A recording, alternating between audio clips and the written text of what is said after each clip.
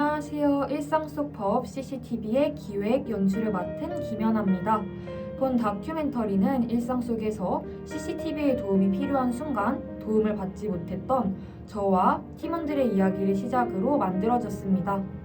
일상 속에서는 CCTV의 도움이 필요하더라도 법의 절차가 어렵거나 복잡하다며 연락 및 복사를 거부당하는 경우가 대부분이었습니다. 따라서 해당 다큐멘터리에서는 실제 시청자들도 겪을 만한 사건 사고를 재현 드라마 형태로 각색하고 해결 방안까지 제시합니다. 이를 통해 시청자들에게 법과 CCTV는 무작정 복잡하고 어려운 것이 아닌 중요한 순간 도움을 줄 수 있는 존재라는 점을 알려주고 싶었습니다. 우리를 지켜보는 수많은 눈이 있습니다. 어쩌면 우리를 감시하는 눈일 수도 있는 CCTV. 어떤 일상을 담고 있을까요?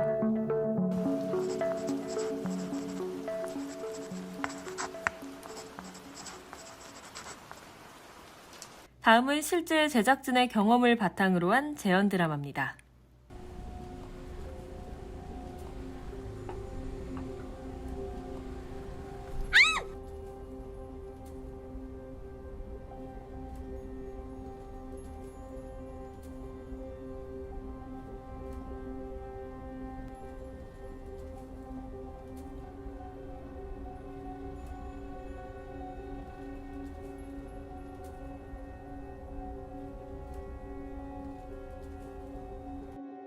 안녕하세요.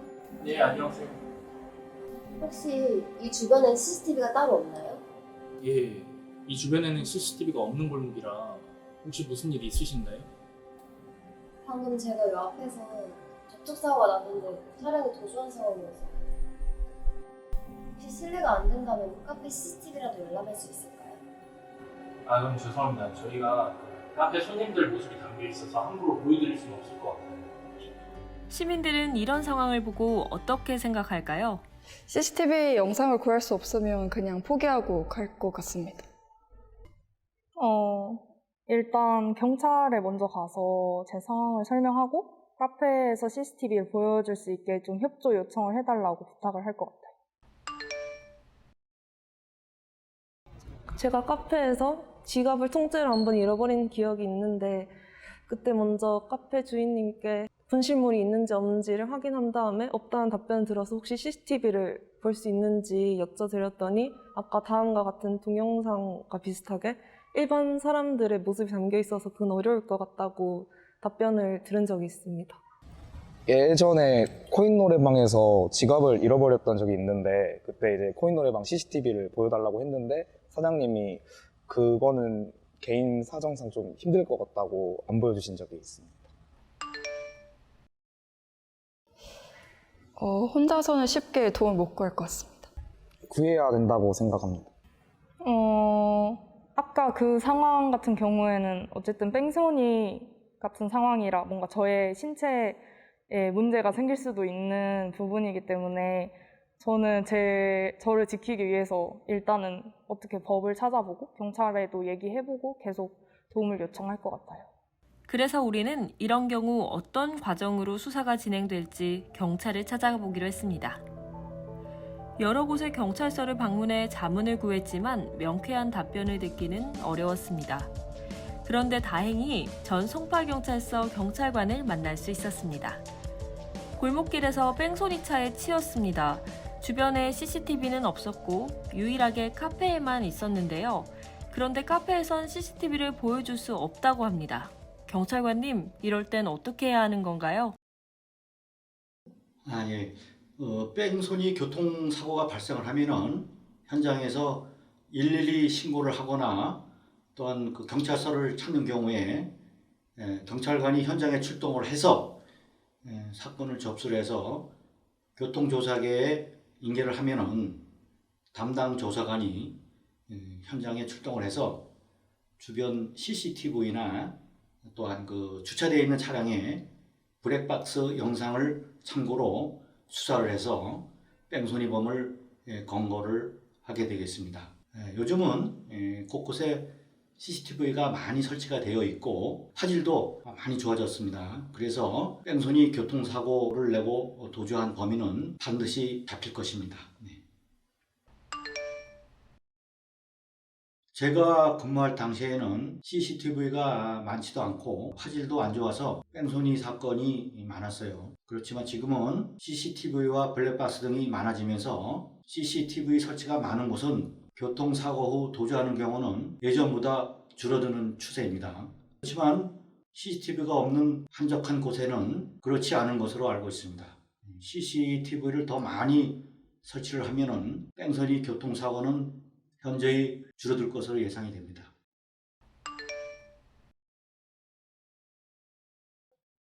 네, CCTV가 많아지면서 교통사고를 비롯해서 강도, 절도, 폭행, 성범죄, 화재 사건 등으로 경찰서를 찾는 경우가 있고, 또 요즘에는 그 실내에다가 개인이 CCTV를 설치하는 것이 많아지면서 카페 등에서 알바생들이 사장님이 CCTV로 몰래 근무하는 것을 감시한다고 경찰서를 찾는 경우가 있다고 합니다.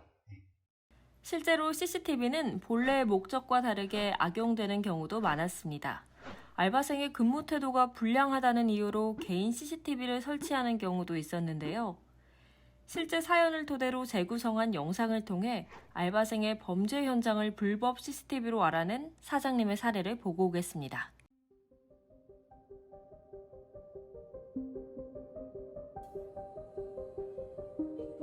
먼저 가볼게. 네. 마무리 잘 부탁해. 들어가세요.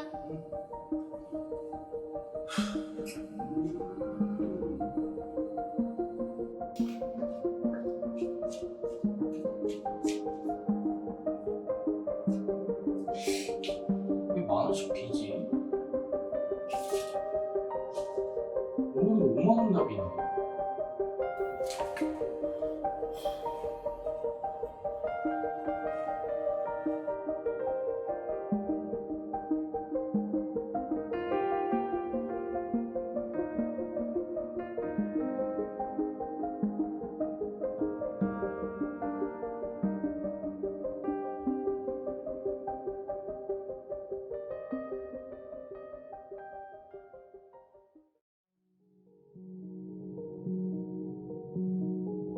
CCTV 왜 설치하셨나요? 저 같은 경우에 그 카페 외에도 일이 있어서 알바생들이 일하는 모습 전부를 보진 못해요. 그러다 보니까 뭐 제가 없을 때에도 알바생들이 일을 열심히 하는지 궁금하더라고요.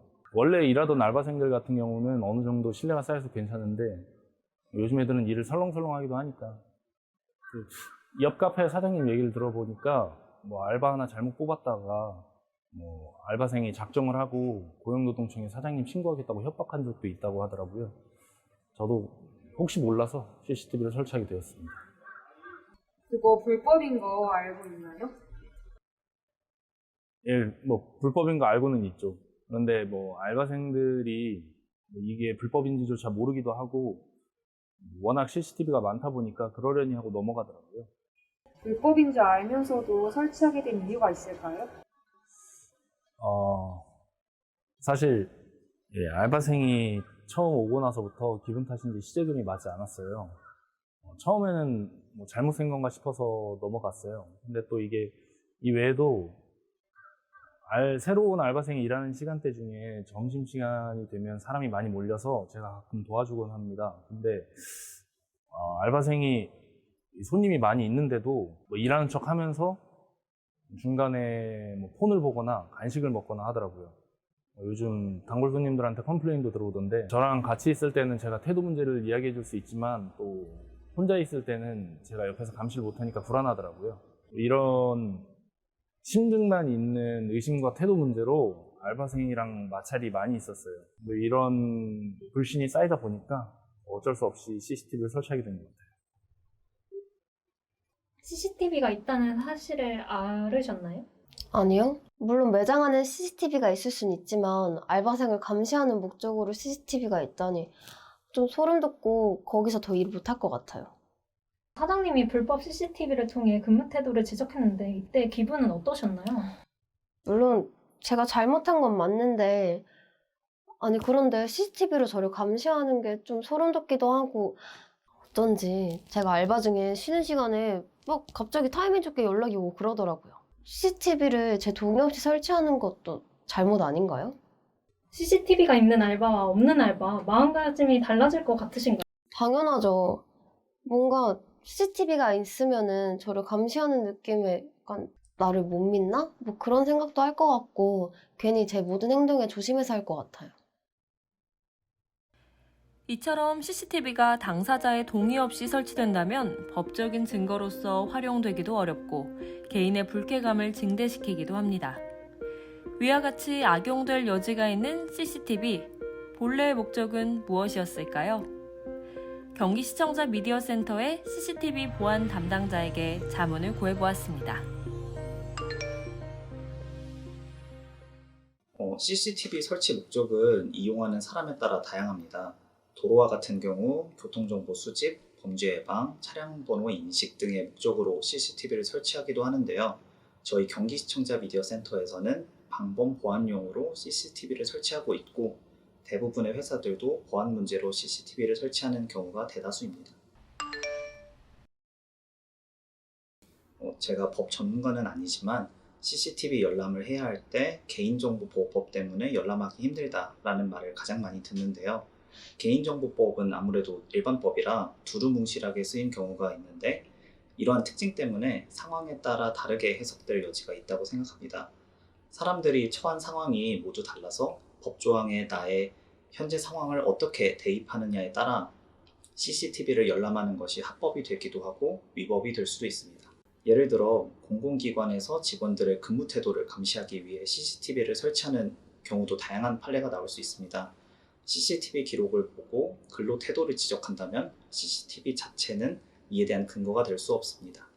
개인정보보호법 25조 영상정보 처리기기의 설치 운영 제한에 따르면 범죄 예방 및 교통 단속 등의 목적을 제외하고는 CCTV를 설치할 수 없기 때문입니다.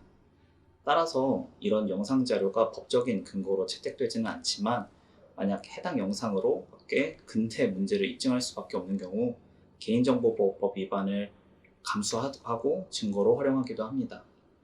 항상 판사에게까지 가야 결과를 알 수 있기 때문에 개인정보보호법뿐만 아니라 대부분의 법의 경우 이와 같이 애매한 부분이 존재합니다.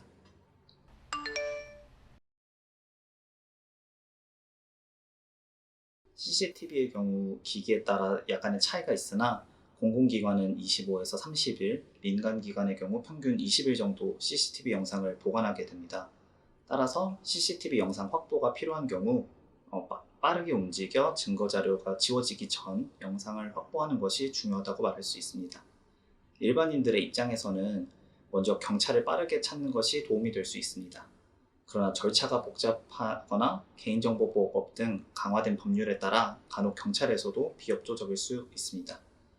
이럴 때는 정보공개 제도를 활용할 수 있습니다. 이는 CCTV 관할 구역에 민원 신청을 하는 것인데요.